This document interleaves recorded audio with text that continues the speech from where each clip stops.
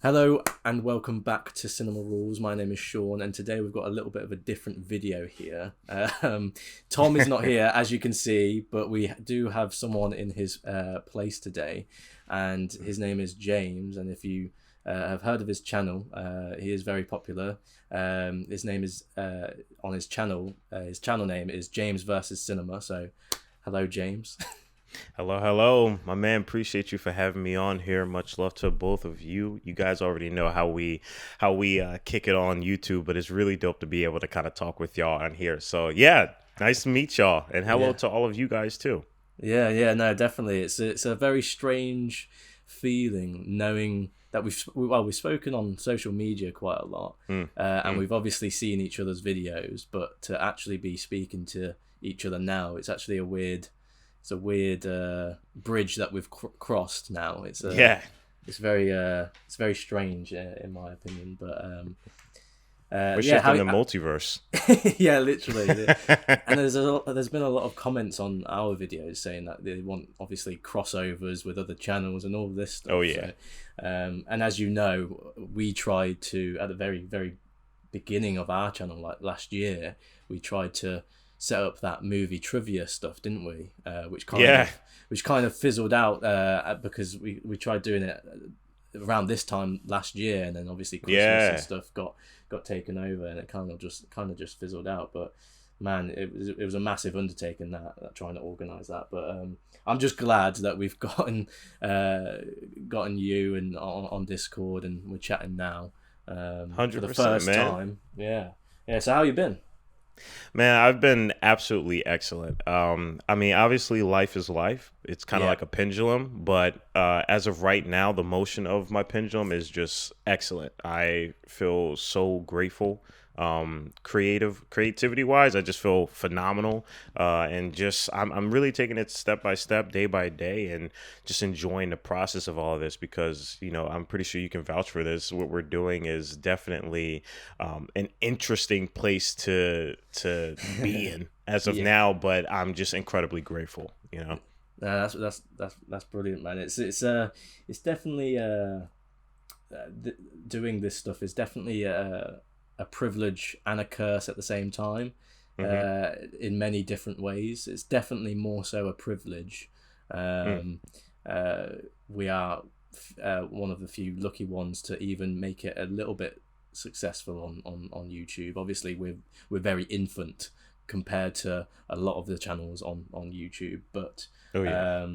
but that needless to say, it's still regarded as success on the platform. Mm.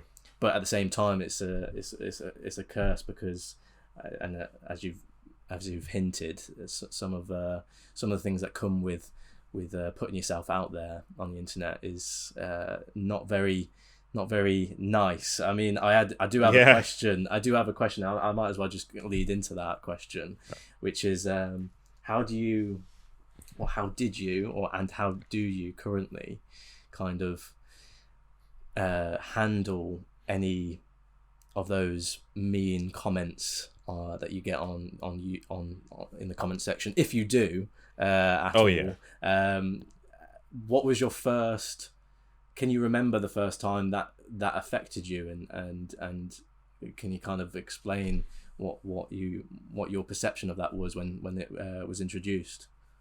Yeah. So the very first time I mean, so the concept alone to kind of like pinpoint what I'm gonna say here is I've never been new to the feeling, and I'm pretty sure you haven't either, new to the feeling of negativity or just random negativity, Yeah. just from your existence.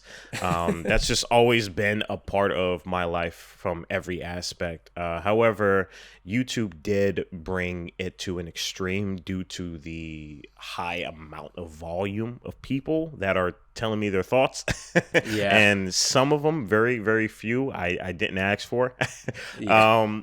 But for me personally, because I'm the type of person where I always feel first, like no matter how much or how strong I am mentally, my heart's just always stronger. So I always feel it, but with anything in repetition, you kind of learn. And, a lot of the times, even though I feel my feeling can be matured, it can be learned and it could help shield me from things that are just unwarranted. So when I first came across these comments that, ranging from all different levels of bull crap, I just had to, through process, and each time I faced a different comment, just kind of like check myself and be like, no, I don't know this person. I don't care for this person. There's like thousands of other people I physically know that have vouched for me for years. Yeah. And it would make literally no sense for me to be to go forth and put energy into wasting my time on these things. So it's not that I learn like I'm like this perfect being where now I'm like, oh yeah, I don't care about it. It's like, no, I think anybody, and anybody who's a content creator, anybody who just creates for the public does truly care. It's just a matter of like learning how do you kind of care less about the stupid stuff. Yeah, and that's the thing, like I feel like I'm still learning to hold back in responding to those sort of comments. I don't know whether you on the odd occasion still put some sort of energy towards responding to those hate comments. I don't know if you still do that or not. Do you? I only do it to the ones where I know for sure I can roast the crap out of them.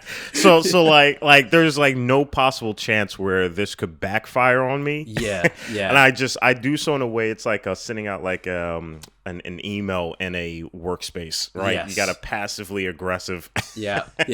Like just call them out, and so that way they're just like, damn. I did have a comment to where one of the guys were just like, one of the people I comment back to was like, you know what? You're right. Yeah, I'm sorry about that. And I was like, wait. Okay. Yeah. That's interesting. That's the thing. Like, I think with the comments that we've had, what I've tried to do is kill them with kindness.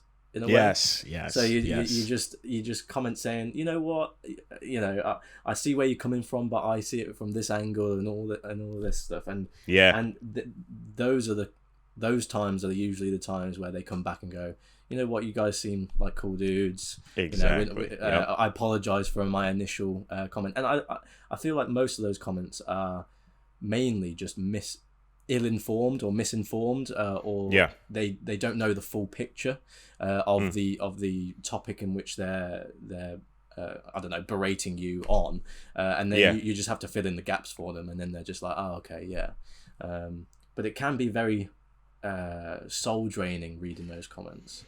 100%. Yeah. I don't know whether you look on the the unread. Not unread. Sorry, the unpublished. Oh, what is it, like the unpublished one? Yeah, I normally go on those just to have a little laugh, because they're the extreme ones, because they don't exactly. Yeah, 100%. Yeah, one time I was just like, smoking with a friend of mine, and we just decided to have a laugh because he was still new to the whole, he's still not used to the whole, like, oh my God, like my friend is a YouTuber sort of thing. Yeah. So I'm like, no, it's cool. I get a kick out of it. So we clicked on the tab, and I was like, yo, dude, you got to check out what some of these people are saying, man. It's kind of hilarious. Yeah. And we just had a good laugh over it. It was pretty cool. And that's what you need to do. You have to kind of laugh it off. 100%. And you need to talk about it as well, like, and even if that's like subconsciously or through a different type of way, even if it's just showing your friend and laughing about it, that's a way of kind of getting it off your chest as well, almost. 100%. Yeah, no, it's and you say that you kind of care less about those comments now. Oh yeah, because there's now so much more that I'm noticing that are just extremely positive, and I'm sure you could vouch for this too, where you start to really notice how, or the effort people put into truly writing positive comments, right? Yeah. It's a very powerful thing when that gets brought to a repetition, and especially when you understand the idea that not even a lot of people are even commenting. Like there's lurkers. A majority of people are probably lurking, and then they rarely comment. Yeah. And I'm sure that, there's even more of that. And I actually addressed it one time on a video of mine. I think it was like it was like the It's a Wonderful Life video. Okay. And it was really cool seeing a lot of the people who don't normally comment say like, hey, yeah, like I watch your channel, yada yada, and it was dope seeing all the people come out the woodworks, man. So you probably have even like loads and loads and loads of more people who are just rocking with you from, you know, a place where they don't have to comment. Yeah, and it's dope. Exactly. And do you have your regulars as well? Do you notice your regulars? You see your regulars? Oh yeah. This dude comes. Oh man, there's several people where they just, you know, they comment faster than I can put the pin comment down, which is ungodly speed, man. Puts the Flash to shame. yeah, it's ridiculous. But it's nice seeing those like regular faces to know that 100%. They're not just there for the film, because I know with our channel, it's a sometimes it can be misconceived in exactly whether your subscribers are fans of the film that you're watching or fans of you and your channel itself. But it's always reassuring to see those regulars coming back for you and not just the film. Yeah, 100%. It's like when people comment on sections that are outside of the film reaction or commentary. They comment on probably what you say about the intro or what you say about the outro. And I saw like one of the comments I would usually get is like, man, how come your intros are so long? I'm like, well, people actually listen to them. Like people are actually like, I would say some things and people are really grateful for those moments. And it's usually the people that don't listen to the entire intro that usually say that, because they would understand that people would need to hear things like that. So man, like I understand 100% what you're saying, and it's a really weird thing that a lot of people, like you said, outside of YouTube, they don't truly understand, because it's a very weird human study that's happening. It is, and you kind of have to come to accept it and to kind of embrace it in a way. And it's a very weird thing that you have to do that, because at the same time, you know, you're getting so many hate comments, and it's very hard not to take that personally. But it's it's really just evolving your personality to kind of accept those things. But yeah, it's nice to hear that other YouTubers like yourself are going through the exact same thing, of seeing the exact same thing and have kind of reacted and think about that in the same way. Have you banned anyone? Blocked anyone? I haven't, but I know that there was a time in the beginning where it was like a very rare moment where my mom came down the steps, and it was like a fun little moment that my editor decided to keep in with one of the TV shows. I think it was Daredevil, and it was like a really nice moment. And it's my mom, and I saw this one comment where I didn't even read the rest of it. I just knew it was utter garbage, racist, and it was geared towards me and my mom, and I just banned that right off the gate. Like those are the ones I truly don't care for. Yeah, like, you don't have the time. I don't even get angry. No, you just like whatever. Yeah, don't take it personally whatsoever, because the issue is with them and not with yourself. So exactly. But yeah, so because I know that your first video on your channel wasn't actually a movie. Well, the first 9 or 10 videos on your channel weren't actually movie reactions. So you started off your channel with a video called "How to Beat the Social Media Algorithm," and it seems like you have done that. I know, right? Yeah, that's funny. I didn't even think of that. So, tell me, like, well, first of all, what did you do before YouTube? So yeah, before YouTube, and I knew YouTube was something that I always wanted to venture towards into. YouTube, I call it kind of like getting out of my room, and that comes from a place where when I was growing up, I never really was the type of person to kind of tell people my dreams or anything like that, because I was just so inside of my head, and that had to do with a lot of life problems, like family stuff that was complicated and complex. But I slowly, especially when I went to college, I slowly started to get out of my room. I started to get out of my head and test the waters around me. And when I'm like, oh, I'm like floating, I'm actually doing pretty good, I kind of just continued to do that until I finally got to a point where I was confident and putting myself on YouTube. And what I wanted to do was to kind of show people this really cool way of just living a life and going about life that isn't just like some positivity jargon from a guru that, you know, read like a bunch of health books or whatever the heck. Yeah. I just wanted to be real and genuine, I think is the word. And that's how it started with those videos, where it's kind of like, okay, you see these titles, you see these things, yada, but this is where I'm different. This is where James Adams, the person who is just a damn human, is going to just live his life, and you're gonna hopefully see it or whatnot. But yeah, I mean, the problem with that is, even though you can be real and genuine, there's also a couple 100 million of people trying to be real and genuine at the same time. And so I did these videos, and they were like really good, but they weren't getting any traction, and I had to get a little bit smarter in terms of how I want to tackle this, but like also keep the same realness and genuineness that I delivered in the first videos. But yeah, those are kind of how those videos became to be. There was a lot of skits, there was a lot of me, there's a lot of humor, there's a lot of just, you know, vlog activity, but there's also little hidden gems of moments that really have helped me throughout my life in terms of slowly escaping this room or my head that would be my greatest villain sometimes. So that's what those vlogs were meant to be, which I can't wait to bring back now. That's brilliant, and I can definitely tell by the way you come across and how you speak.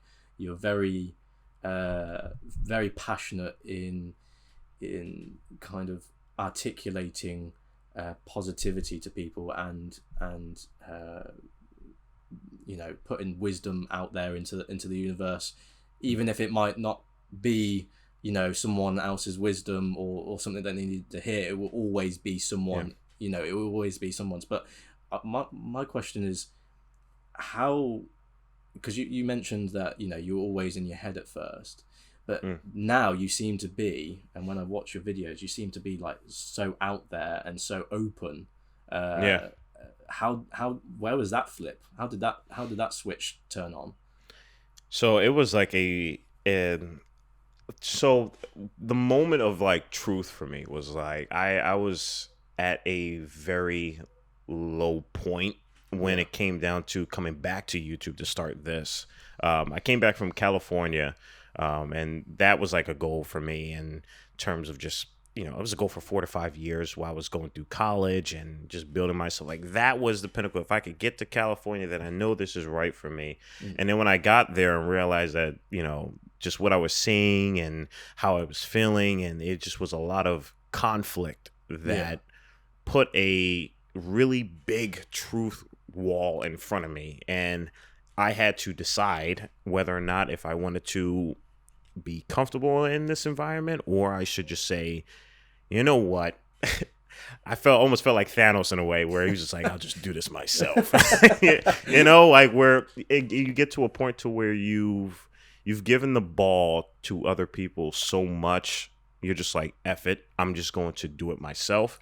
And like, I always had that mentality, but I never fully given into it. And when I was really on my low point coming back from California, after realizing, you know, some of the truths that I've witnessed and how I felt, and then a lot of the things that I had to face internally, that allowed me to just kind of have this effort, I'll do it myself, Thanos mentality, where I just say, you know what? I'm just gonna do this, and we're just gonna go from here. And a year later, after doing that, I'm starting to kind of see and confirm that, like I can do this. No, there is a thing that's happening here that's very real that I didn't see or I didn't feel genuinely over in California. So it was kind of a transformation, a cycle that was always building up from when I was very young, and just kind of matured itself for when I finally said, F it, I'm gonna do this thing and we're Yeah. gonna just go forth and be us. You know, it's Yeah. gonna be just us. Let's see how this happens, and it worked. And I'm pretty happy about that. That's brilliant, man. And what was the reason why you moved to California? Because I know you're very much into your photography, your videography. Was it California because that's where, well, in the perception of the world's eyes, that's where everything happens in terms of in that industry? Is that what you were going for, filmmaking or whatnot? Oh yeah. So I'd be lying to you if I said that wasn't a piece of it for sure. Like there were like what was I was like 19 20, I believe. Really? And I mean that's fairly young, but there was Yeah. also this allure that Hollywood gives to where it's like not even well yeah, the film industry gives to where it's like you need to be out in California. Yeah. Especially when I was in film school, that's kind of what they gave to us. They were like, well, you gotta go here and then Yeah. you gotta do this, and it was like a very routine set schedule thing, but I didn't want to do that. I just wanted to go out there and continue being me. And then I realized like, oh no, I have to almost give up a part of myself to be within a space Yeah. where I thought I had to thrive, and that is what the conflict Yeah. gave to me. And Yeah. I faced my own sort of obstacles through that when I was in California. That made me realize that, like, yeah, primarily you're gonna make wanted your to own go out path. there. You're gonna make your own path rather than taking someone else's structured Exactly. approach. Yeah. Yeah. I mean, and it works out better for all parties because we're able to be focused and 100% on what we're doing. I knew that if I stayed there, if I, chose a route that wasn't genuine to me, then I wouldn't be able to be the best piece of myself, which is Yeah. alternatively the best option for me. Yeah. No, exactly. And sometimes that's the best thing to do. A lot of directors nowadays say that you don't need to do to go to film school and take the approach that many great directors did nowadays, because everyone's got everything at their fingertips now. You can go and form your own path, create your own mark on the industry or the world or whatever you want to do. It doesn't have to be to do with filmmaking. It could do with anything. And maybe not doctor, because you probably need to get the proper training to do that. But oh yeah, 100%. Yeah. The ones outside of the art that require saving someone's life. Yeah, exactly. A brain surgeon, 100%. Go to school, please. Yeah, go to school. Don't make your own path. Don't make your own way there. But in saying that, and you taking your own approach and being yourself, would you say that you found your own style in that, or did you find that before? Like, because I see on your Instagram quite a lot your photography pieces, even your Instagram stories are very much unique to your personality, and I was wondering whether you found that in after you made that decision or before. Oh, I found that one before, and I think that's the reason why the conflict came about in the first place, because when I originally got into Instagram, it was through the act that I could make really cool edits, and I was young. I was like 16, 15, 14, and I was like creating really cool pieces with my iPhone that when I brought it to Instagram, it gained an audience, and that's why I was like, oh, it was like my first blip in the world and confirmation. But as I grew older and I started to witness more bodies of work that inspired me to my soul, I wanted to really dive deeper into what is that? Like, what is that inspiration, that feeling that is able to transform and expand my being of art or whatever that is. And it required me to really dive into a lot of things in my life with more understanding, and I started to realize, especially when I went to California, that I wanted to be an artist. I wanted to dive into myself truly, and truly bring forth an experience that's beyond what anybody else could bring. And as I went to California, like I said, that's when that conflict happened, because when I went there, it was like, no, we got to decompartmentalize you and put you Yeah. into areas and And a box. Yeah. and a box, exactly. And that really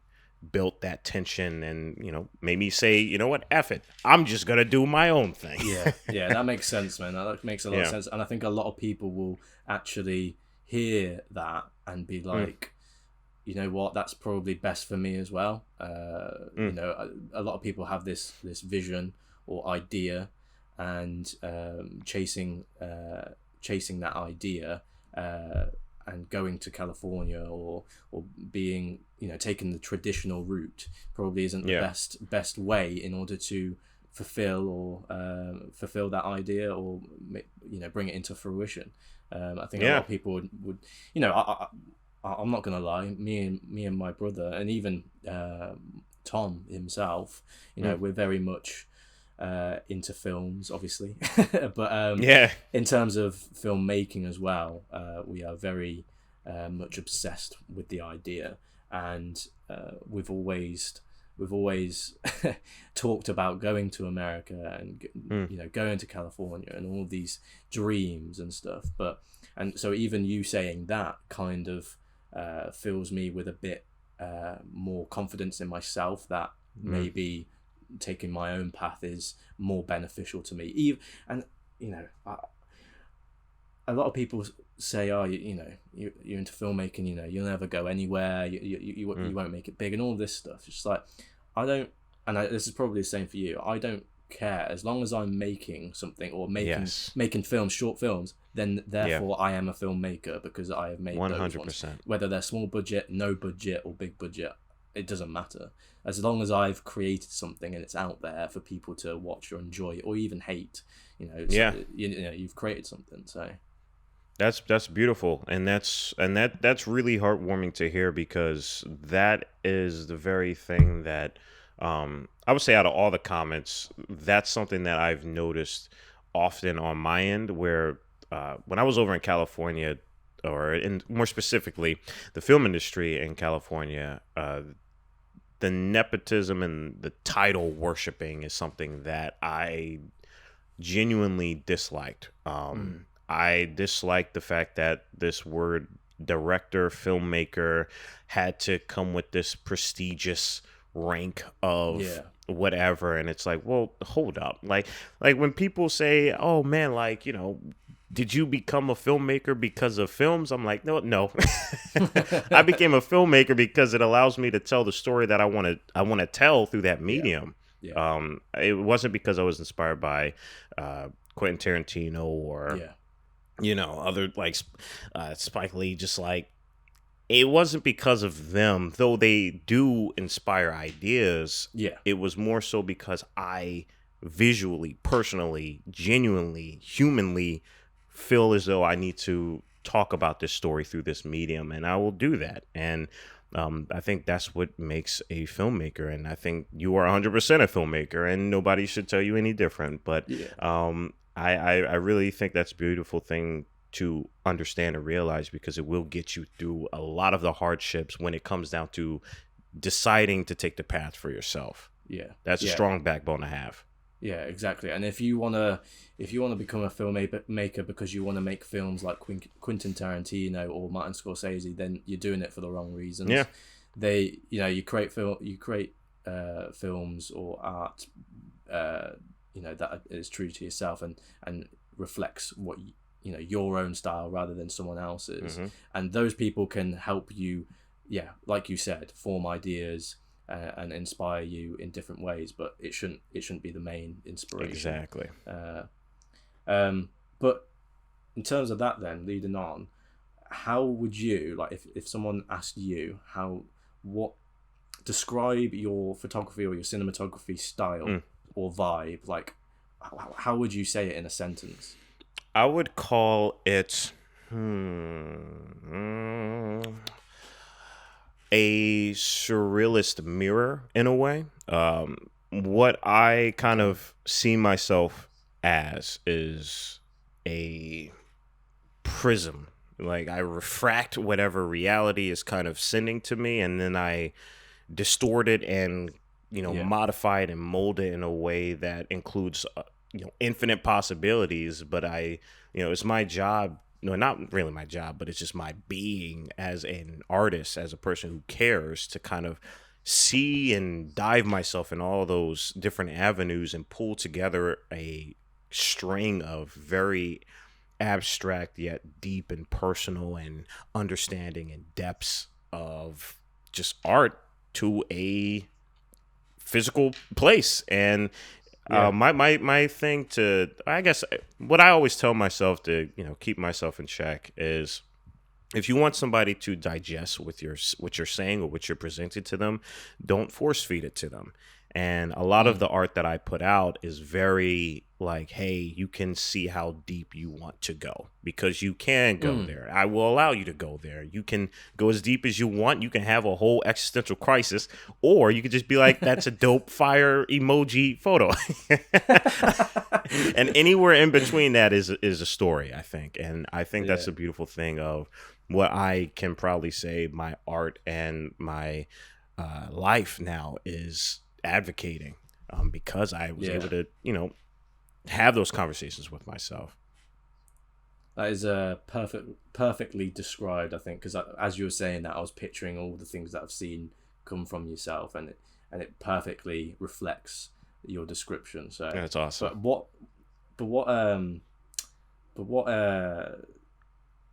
are you more attracted to producing that type of style and vibe? Why not architectural photography, where it's very symmetrical? Why is it not landscaping? Landscapes. Why is it this distorted reality that you're more attracted to? Got you. First of all, I want to say these are incredible questions. Like, I love that. That's really that's really awesome, and that speaks like volumes on you. So that's really cool. I would say the reason why I definitely think it's because that I feel so personal with it. And if I were to portray my work through architecture, there would be a missing element of the body, of the soul, that as of right now, I feel as though I'm not confidently able to express. That could change later on in my life as I become an older, more living being, quite literally. But but as of right now, the clay that I'm using is primarily like with bodies, like my own body more specifically. I want to be able to challenge and go deep and see different ways of how I can use myself in the words that I'm piecing together and the art that I'm piecing together. So I started off with street photography. Street photography really taught me a lot in terms of just the technicality of things, but it also taught me the rawness, the soul, the reasoning to why a photo, why light is supposed to be captured. It's because of the rawness of it. And I think as of right now, I haven't found how I'm able to mold that with architectural photography or landscape, but I'm confident, and as I get older, I definitely will be able to incorporate that soon. And when I do, it's going to be great. It's going to be great. Definitely. Yeah, definitely. And, sometimes you don't even need to go into that field of type of photography. Architecture is very, like you said, it's without soul. Architecture is very much urbanized, and so if it doesn't match your style, it doesn't match your style. But if you're able to achieve your style within that area, then all the more for you. You've reached a new level. New Super Saiyan level from doing that. But so I guess with that style that you've kind of created, that you've almost solidified and that you're more attracted to, it's a very unique style in my opinion. I've seen variations of it, but I think you go deeper, and you produce more ambiguous pieces, What, and I've got a question here, and what is something that people seem to misunderstand about you as a person and about your work? I would say it's more so the mirror effect. It's like when people see my work, I only hope they understand that they can really find a lot of themselves in it, and I want that to always be the case. And I understand now that that won't always be the case, and I'm comfortable with that. But I always do strive my hardest to make these pieces as relatable, despite their abstraction and distortion of reality, that people can find themselves within these pieces. And that does require a lot of self movement, and I can't control that. I can only open up the opportunity and create the space for it. So I only hope that people can understand that they can go deeper in my work. They can truly interpret it to infinite amount of possibilities, because that's literally what it is. Yeah. So that's my only thing that I would say. I would hope people can understand more about my work. That's cool, man. And when you create that work yourself, when you're in the middle of that, let's say that's your element. When you're in that, how do you get to that? What's your element? When are you in your element? Oh, it's so fun. It's really fun. I really go deep into it, where let's say, for instance, an example, one of the last shots that I put up on my Instagram, because I haven't posted for an entire year, because I decided to use this whole year as observation, just me taking in things and doodling my thoughts. But when I went to the beach, and it was around this time of year, so it's cold as hell. It is cold. And I brought this mangy, beat up bed in my car that was pushing my seat up with my kneecaps against the freaking steering wheel for 45 minutes to an hour. I think it's a combination of determination, and then when I got to the setting of which I wanted to create, because I'm the only one there, it's early morning sunrise, and I kind of have to tap into it. It's like acting in a way. When people go into these states, and I call it like the drool stage, when, if you're editing and then you get into the zone and you're just kind of like, in the phase of where you don't even realize that you're drooling, but time just becomes this stream of consciousness and you don't realize what's happening. That's what I tap into when I go into those things, because I think that's what really helps me be a director as well. When I do even include other people, I really try my best to show them how deep they can go and where I'm laying the foundation with. And it's a beautiful thing. It really is. It's very freeing, and it's like being a living diary almost. Like, I get into these moments of where I don't see anybody, I don't need to care what anybody thinks, and I just act. That was my kind of next question, but you've kind of already answered it, which is, do you ever feel self-conscious doing these very obscure and different things in those types of environments? So, for example, if you're on that beach and there were other people around, and you're on your own, and you're bringing a bed onto the sand, do you not feel a little bit like everyone's gonna be like looking at me, thinking things? Does that not ever get to you, or do you just kind of block that out, and you've learned to block that out over the years? I definitely learned how to block it out, but I do turn it into a funny joke as well. Like, because I'm like, I can't imagine what these people are probably thinking of if they see this tall weirdo kid just walking to the beach in this cold weather with a bed behind him, dressed in a suit and everything. Like, it's always funny to me, but it's sort of kind of like, when you watch behind the scenes, like, Mission Impossible 7, Fallout, right? Like, people are probably like, why the heck is Tom Cruise flying out of an airplane? And this is for real. Like, he's actually doing it. But then when you see it, you're like, oh my God, And now I understand. Exactly. Yeah. And that's the connection that I hope people do get. Like, I hope you understand why these things are happening. But it is funny. I'm not gonna lie.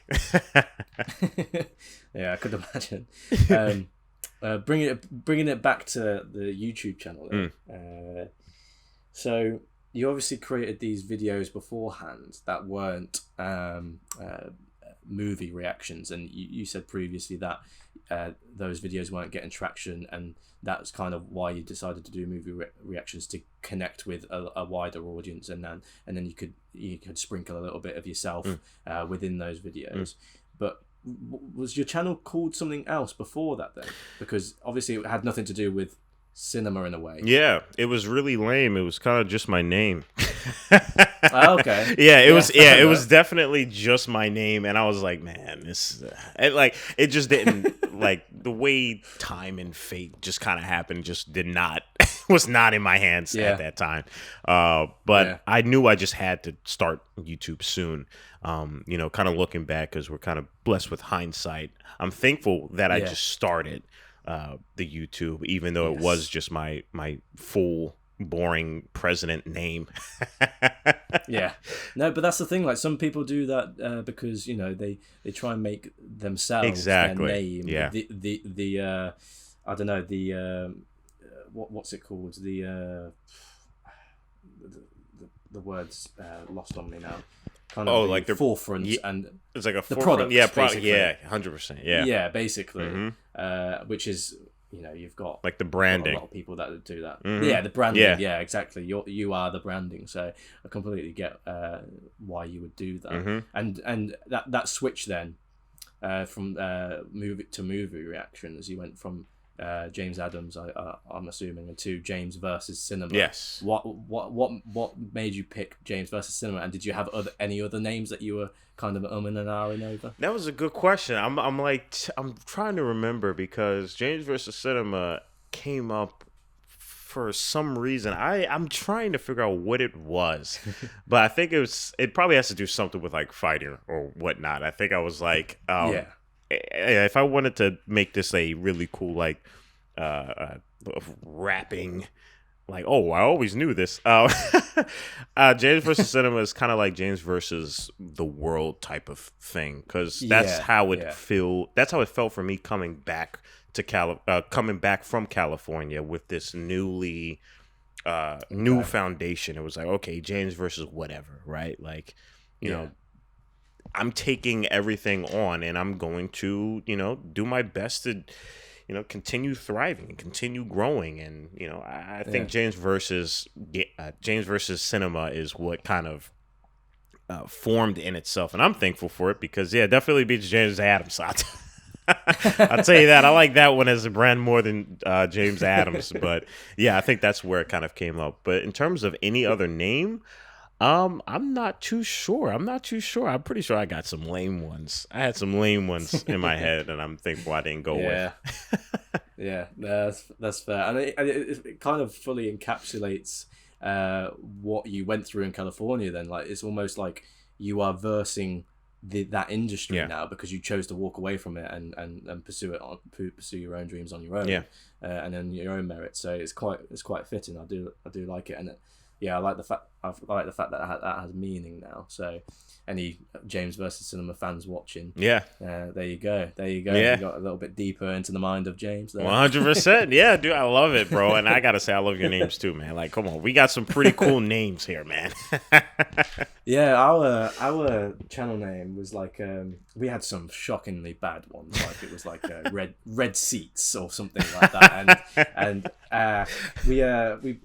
we landed on James. I was gonna say we landed on James versus Cinema. We landed on Cinema Rules, because basically Cinema Rules is in it. It's good, it's amazing. But also, when I was a kid, well, still now, when we used to watch films as a family, pretty much every night, my dad would always shout at us if we were on our phones and say to us, "It's cinema rules." So when you're in the cinema, you're not allowed to be on your phone. Oh, so that's wow. That is really cool. Entendre. Holy crap. Dang, that just blew my whole noggin out. That was really cool, bro. Thank you for telling me that. That's dope. Yeah, so that's where our name came from. But so obviously before this podcast, we were briefly talking, and you said that you were I was going to ask the question like, where are you going to branch out to next? Like, what's the future of the YouTube channel? But you said that you're definitely thinking of going into gaming. So talk a little bit about that. Why have you made that decision? Are you a big gamer, or is that just a logical next step for a creator on YouTube? I'm a huge gamer. I mean, when we spoke earlier about kind of what brought this feeling of putting myself on the internet, and specifically on YouTube, being in my head was the main thing from that. And what I would do in my head primarily, and I mean just what I would do in my room, is play games. Like I am a gamer to a T. Because it would help me escape from the realities around me. And then as I slowly started to test the waters outside of said room, I stopped gaming a little bit because, I didn't kind of have to anymore for the reasons that I placed into it. And it's nice kind of coming back to gaming, because I have been, playing games for like the past year and a half or two pretty well now. And it's just so great to be in a better mind state and coming back to it. And I feel as though if I tackle it the same way that I'm tackling James versus Cinema, to where obviously, I'm going to be just a lot more laid back, just entertainment, just having a good time, because we're playing games. But because I'm older and I've grown with myself, I can now bring forth a very interesting value that can help people in their lives that are outside of gaming. And I think that's a really beautiful thing. And you've seen it with a lot of really big creators that seem to go beyond that of their content. And, it's due to them being them, and I think that's a super important thing. And James versus Games seems like something that I can bridge the gap between my younger self and my older self. And then obviously, technically, like the maneuvers I'm making in my head in terms of, what I want to do 5 years from now. James versus Games, if it comes out, and I'm sure it's hopefully going to do good, it will definitely help aid what it is that I want to do as an artist and as a human going forward as well too. Yeah, no, that's brilliant, mate, and I'm excited to see that James versus Gaming, because I'm not. Well, I was a massive gamer just like yourself. I think when I started Cinema Rules, I did not play it. We started Cinema Rules like nearly a year and a half ago now, and I must have played any sort of game about. I can count them on both hands the amount of times I've played it within that year and a half. So I have not played it that much, but I love them. But I love them more when I'm with other people. I feel that.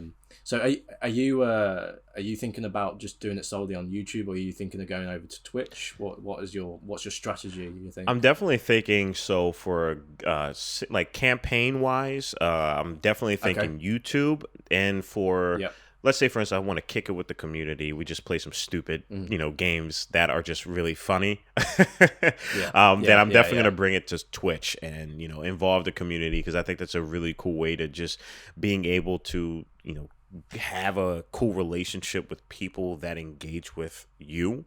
But it's also just nice to kind of kick back, get laid back and just, play some stupid games. With people that watch you and support you, and I think that's just really cool, Yeah, it's definitely a different experience playing it in front of people, just chilling with them. Yeah. That's what I love doing, just chilling Exactly. with people Yep. and experiencing something with someone. I will probably, I will say though, before I do James versus Games, I am planning on doing some video essays too, to kind of brilliant. to kind of just transform the content a little bit Yeah. further outside of the reactions as well. But yeah, definitely looking forward to those two. I just had to say that just in case people are like, wait, Yeah. video essays.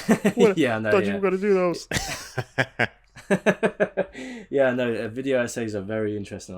I love watching them. I've actually tried writing some myself, Nice. but they are very difficult Yes. to kind of do, and I think people have to understand that they can't be as regular as the movie 100%. reactions, because a lot of thought and time needs to go into exactly what you're going to say, how you're going to Yeah. say it, and also what's going to be on screen when on the video, when you do it. Exactly. So it's a very complicated video to put together. So, but I'm looking forward to those, man. I'll be definitely one of those people that like those videos. Be the first one to comment. Hey, my man, I appreciate that too. I'll probably have it unlisted, send it to you as well, just to like get some Oh, yeah, feedback. do it, yeah. 100%. Yeah, 100%. Yeah, 100%, man. Yeah, we actually. Well, I'm thinking of because two of my friends are into gaming, and they've seen the success of Cinema Rules, and they want to do a gaming channel with me as well. So we've actually started filming some footage for that. Oh, fire! A couple What? of days ago. That's so dope, man. Yeah, we actually did a lot of VR, like virtual reality gaming, which is it's just insane. So a lot of horror games. Yes. Games in VR, Oh, dude, I'm gonna be terrifying. there, bro. Please send me the link to that. Oh my goodness, Yeah. that's hilarious, yo. I'll definitely send you it would definitely be something that comes out later next year, because we want to kind of get a backlog of stuff, because obviously there's three of us and we want to take our time with it. But I'll definitely send you a couple of videos before they're released to get your thoughts as That's well. perfect. But, yeah, That's so yeah, dope. So yeah, I guess for the viewers and listeners watching, if you're still listening, watch out for James versus Gaming and both of our gaming channels. That Yeah. will be coming out soon, We're gonna be so- both gaming, y'all. All right, there's gonna be Yeah. like you guys thought that you were having a lot of fun. Now, just wait till a little bit. All right, it's gonna be good. yeah, exactly. Rounding it, I'm conscious of the time. I don't want to keep. it Oh too no, long, you're of good, dude. course. I'm having a blast. What's obviously this is going to be a question, because we're both into film. So, what's your favorite film, Oh yeah, favorite film. So they or top three that come into mind? Maybe. got you. Hitchhiker's Guide to the Galaxy. I love Blade Runner wow. 2049, and recently, I have been loving Portrait of a Lady on Fire. Okay, I haven't seen Portrait of a Lady on Fire. Oh, man. What's that about? Is that Yeah, it's I believe it's a French film that dives into these two women who have to secretly hide their love for each other, and it is shown through I mean, first off, the colors are gorgeous. Oh my god, the cinematography is just incredible. But it's so wonderfully written, and the way that it's shot, it's almost like a beautiful poem that is being portrayed to us, and all the palettes of emotion are just dipped into it and portrayed through these two people who are just quite simply in love with each other. But obviously there's complications, but it's incredible. It's the way they continue to transform and evolve the film in itself is top notch. And have you reacted to that on your channel before? Oh, Is yeah. that something that you've watched before? Oh yeah, I've reacted to it on the channel. And yeah, it's like very low key, which is really cool. Yeah. Like it's very cool. But yeah, definitely would recommend that. But yeah, those are the three films: Hitchhiker's Guide to the Galaxy, Blade Runner 2049, and Portrait of a Lady on Fire. Nice, very nice. How about you, man? I'm quite surprised that Hitchhiker's Guide to the Galaxy is one of your favorites. Oh because yeah. that was derived from some source material previously, wasn't it? And a lot of the fans from that said it wasn't as as good, or am I thinking of the other way around? I can't remember. It's been a long time Yeah. since I watched that film, if I'm honest. Yeah, so I'm not too sure about the community around it. I just know how important it was to me because it was like one of those films when I was younger that helped me get out of my head, which is funny. It's super funny because it's an existentially. It can be an existential dread of just it is, of infinite possibility because you're talking about like everything of the universe and just the craziness of it all. But I think it's so awesome that I found myself through something like that, and it's a comedy. It's a space comedy, and I love that. So I go to it all the time. No, that's cool, man. That's cool. I think my favorite ones are probably The Social Network. Nice. Just because of the writing, and Jesse Eisenberg is just magnificent, able to incredible, and the editing obviously, and then probably About Time, if you've seen that movie. I have not. It's a romantic comedy, believe it or not. Well, I'd say a romantic comedy, not the really not really the traditional romantic comedies where it's almost a slapstick almost. It's very mature romantic movie. Nice. And that's about a guy. His dad tells him on his 21st birthday that the males in his family can go back in time. Oh wow! And he says you can do it. You can do it for whatever reason you want. Your grandfather did it for money. I did it for knowledge. I read a load of books, and then this kid chooses it to fall in love. And it's just an incredibly written movie, incredibly written, and emotional. I definitely recommend you watch it. 100%. I feel like I've heard of something like that before, and I heard really great things about that. I definitely got to check that out. Yeah, a lot of people see like the front cover of it, and they might see it on Netflix. Tom definitely did as well, and he was like, "Oh, this is going to be trash," and he watched it, and he was like, "This is incredible." Yeah, nice. So it definitely needs shouting out. But then what was the third film? It's difficult. It's because I've watched a lot of brilliant films. I loved a ghost story that we reacted to. Oh yeah, haven't seen that. I've heard great things about that one as well too. Oh, it's brilliant movie. And I also like Ryan Reynolds' Buried. If you've seen that, I have not. Oh wow, so, I've seen it around because Ryan Reynolds, but I didn't know that it was like really good. Like, did you enjoy it? I mean, you obviously enjoyed it. Wow. Yeah, it's a lot of people don't like it because of the fact that the whole movie is within the coffin with him. He's obviously buried alive, but the whole movie is in there. But I just love the fact that it was an impossible film to shoot. Wow. But they were able to do it, and it's all within. You spend the whole time in the coffin with him, and he's trying to get out, but it's so invigorating, it's so enthralling, it's emotional, and yeah, I just love the technicality of how they achieved that film. It's brilliant. That almost reminds me of I actually watched you guys react to this. It was the phone booth one. Oh yeah, that reminds me a little bit of the phone booth. Was that with Jake Gyllenhaal? Was he in that? No, Colin Farrell. There we go. Yeah, that's it. Yes, 100%. Yeah, no, I love that movie. But yeah, I've got what are the okay. Well, what's the film that kind of like gave your head an explosion? Like, we got films like Memento. I know Christopher Nolan's a pretty he's an OG when it comes to that. Yeah. What else? I'm trying to think. It's a good question. It's a good question. But I think it has to be A Ghost Story. Nice. Just because of how deeply and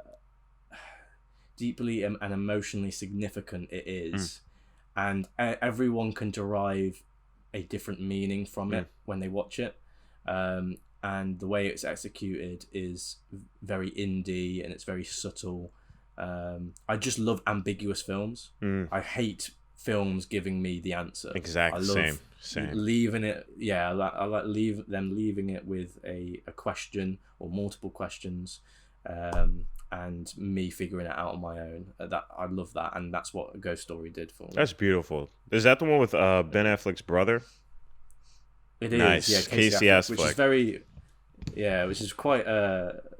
It's quite unfortunate because he's obviously had some controversy surrounding his name recently. Oh wow, I didn't know. Yeah, he's apparently like assault allegations, like sexual assault allegations on set. Damn it, like Casey! No. Yeah, I know. I haven't read much about it, but Tom did tell me about it. So yeah, it's unfortunate. But to be fair, he's not in the movie as much. He's kind of hidden. Oh yeah, he's covered with the a blanket. Yeah, so it's a little bit better. That's actually great then. Okay. Yeah, it works out for everybody. What about yourself? I would say, oh man, what was like a mind explosive movie? Memento was really good. Memento was just like, I've never seen something quite like that. But there's something else that really threw me for a spin, and I'm not sure if I can recollect what it is, but it just left a weird sense of happiness that they ended it off in a very ambiguous way. I have to bring it up, but definitely Memento was one of them. I truly loved obviously Hitchhiker's Guide to the Galaxy. They do that multiple times. I mean, that's the whole flow of it. That's the whole cadence to that film, is to just kind of be like, yeah, literally anything can happen. there is an actual proof that literally anything in your entire thought or existence can happen. And I think that's absolutely mind-blowing. So it kind of inspired me to just be like, you know what, F it. I'm just going to just live my life. Because why not? Yeah, nice, man, nice. I got like 3 questions left. Oh, so, definitely, man. I'm with it, man. I love this. Yeah. Right. This one's a very weird one. So, if in 150 years, I got you can obviously tell I got this question off the internet. Oh yeah. This one. If in 150 years science has failed to save us, and all that is left is a book about your life, what would the title be? And what would be the blurb? Tell us. Yeah, what would the blurb tell us about you? Oh man, it's hard because I didn't live 150 years. But let me see. You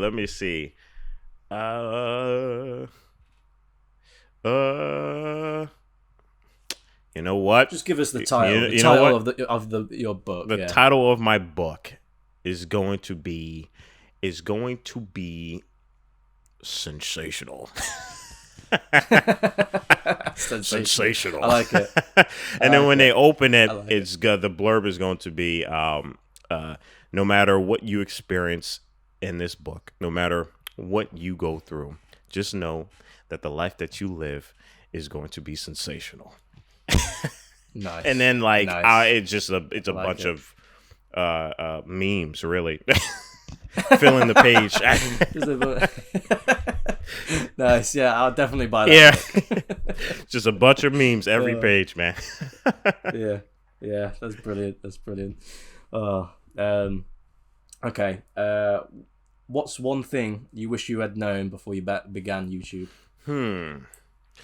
One thing I wish I had learned.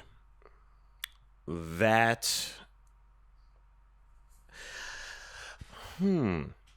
thing that I wish that I've learned about YouTube. It's so funny because I haven't given these any thoughts, but there are things that I probably should give some thought towards. I wish that I wish that I could have learned that there is a way of bringing yourself in your content sooner. And understanding that there is a way of saying, hey, I want to there is a proper success to it. Like you can actually win. Like you can win. It's just a matter of finding that balance of being yourself, but also realizing no one knows who the hell you are.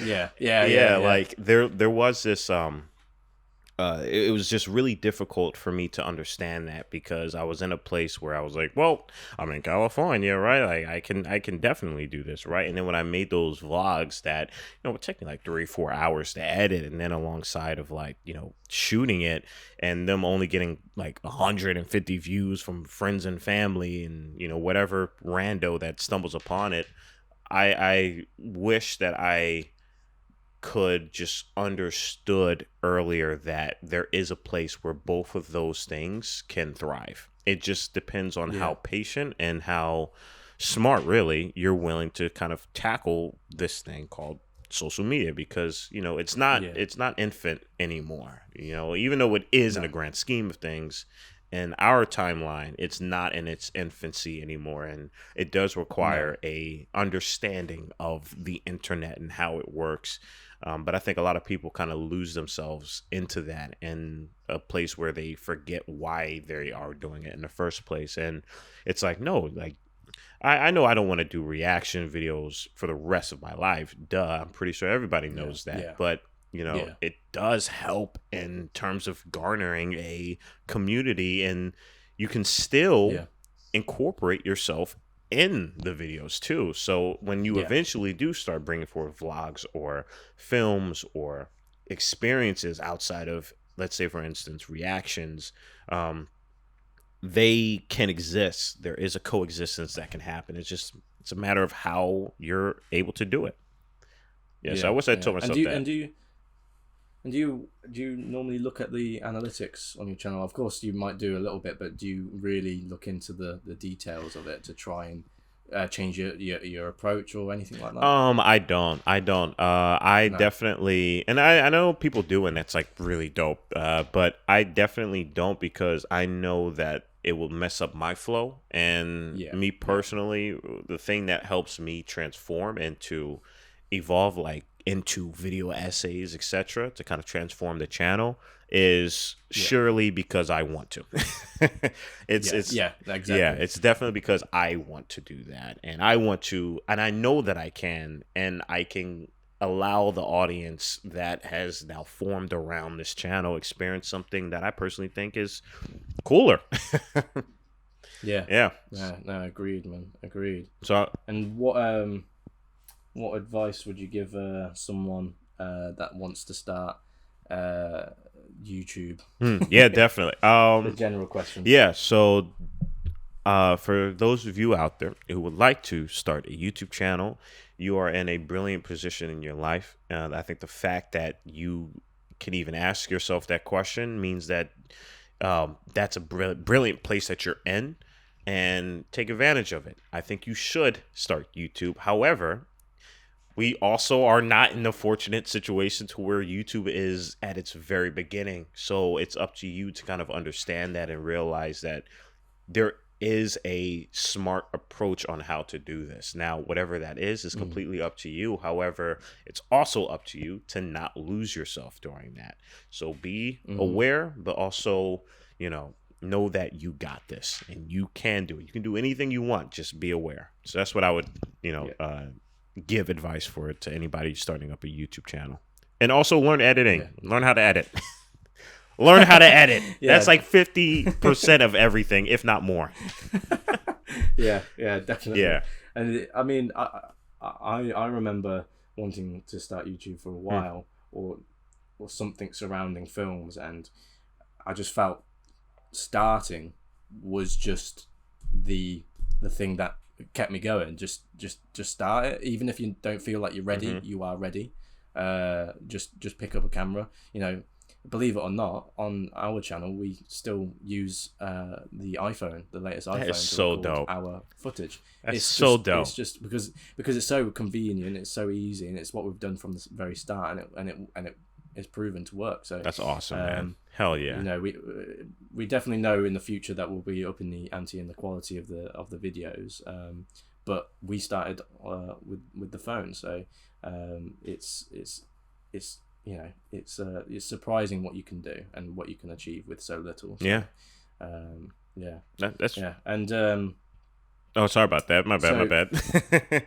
I so was gonna like basically add on to that and say like yeah, that's really beautiful to being able to do that, and I think there's a lot of um, really genuine positivity that I think people can understand that from, because you still being able to use the iPhone and still create such a quality brand, a quality environment around your channel is, I think, is just, it speaks volumes for itself, because obviously, like, just looking at it now, it speaks for itself. But similar to kind of how I stepped into everything that's happening now, I wouldn't have been able to do that if I just said, oh well, I have to start off with my camera. It's like, no, I started off with art with an iPhone yeah, yeah, because it was yeah, like the thing I yeah, had at the time. So yeah, I mean, hearing it from both of us, I hope that you guys out there just realize, if you have something on you that you can create with, you should probably create with it, for sure. You can figure it out yeah, later.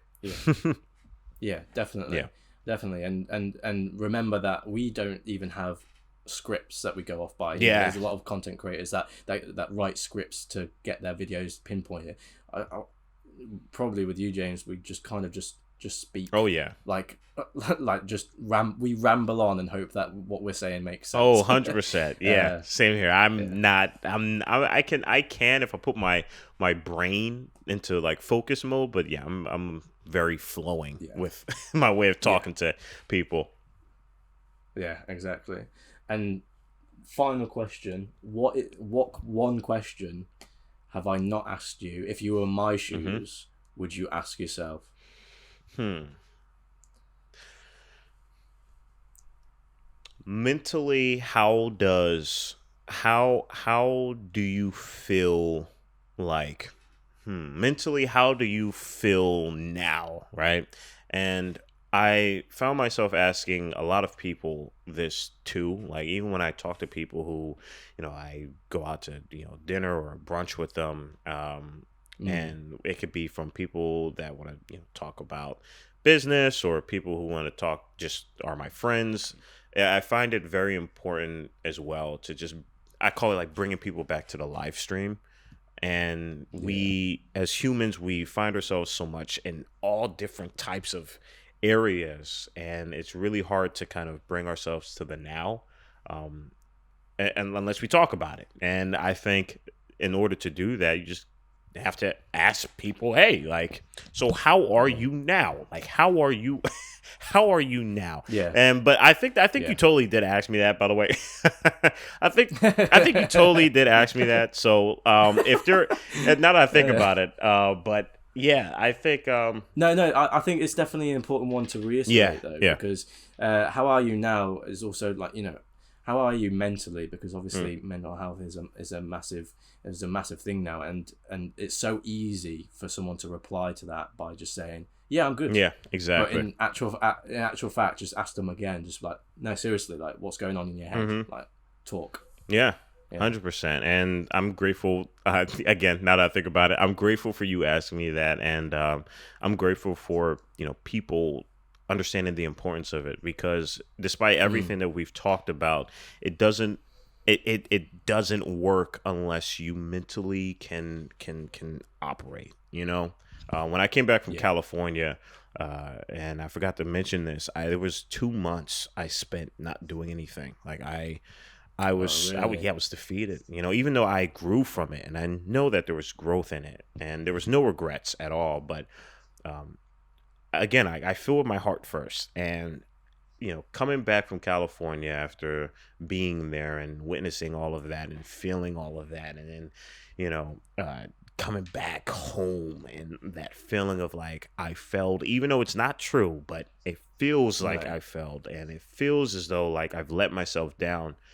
And bro, Mm, like it was hard.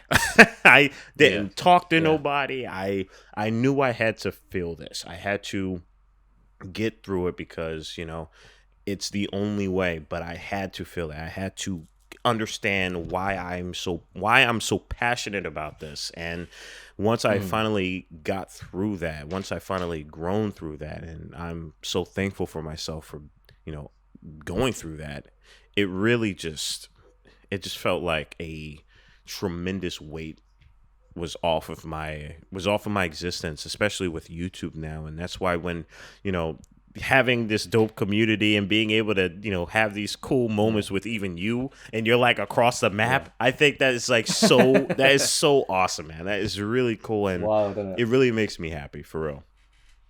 Yeah, no, definitely. And I think that topic speaks volumes in a time like now with COVID and all the lockdowns, being isolated, and I can tell you that when the UK went into lockdown, I was furloughed for about 2 months as well, and I just didn't do anything. I didn't work out. I didn't keep my brain or my body active, and you slip into this I don't know, this space where it's unhealthy, and it's just about coming out of that. And actually, YouTube and Cinema Rules was the one thing that was a silver lining in those lockdowns. Exactly. And it was a way for me to climb out of that mind space.